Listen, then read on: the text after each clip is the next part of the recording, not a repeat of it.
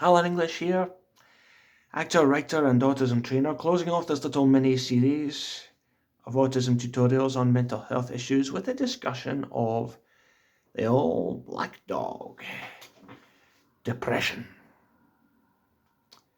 It is estimated that 20% of the general population will experience depression at some point in their lives. Surprisingly, this figure is much higher for autistic people. Depression is a feeling of hopelessness and of giving up. It often goes alongside addiction, thoughts of killing yourself.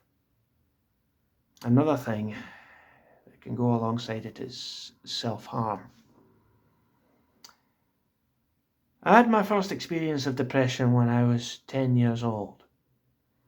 My mind, almost broken by bullying, fighting and feeling marginalised, just gave way.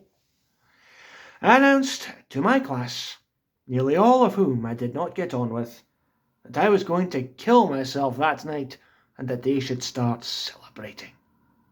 It was not just attention seeking, no, I really meant it.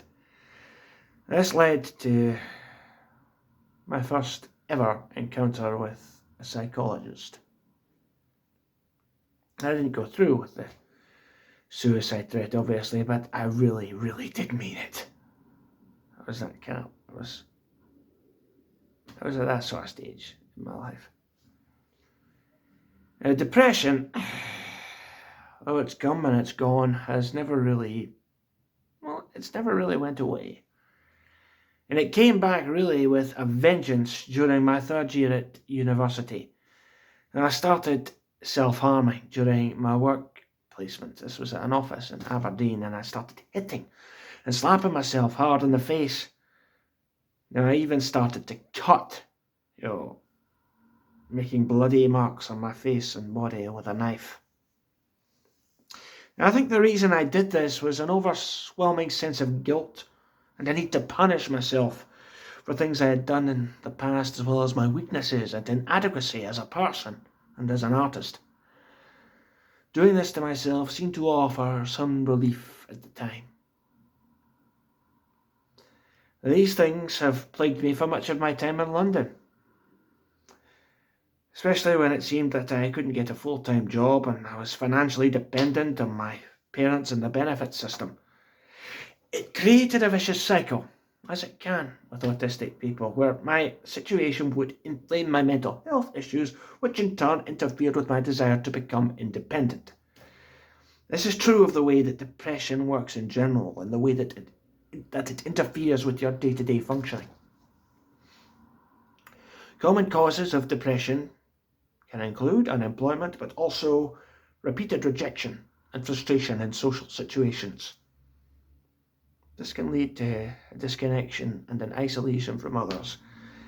And in the current climate of the pandemic, and it is still current even though we're in 2022, in this current climate where so many people have been forced to isolate from others, mental health issues of this kind have only got worse.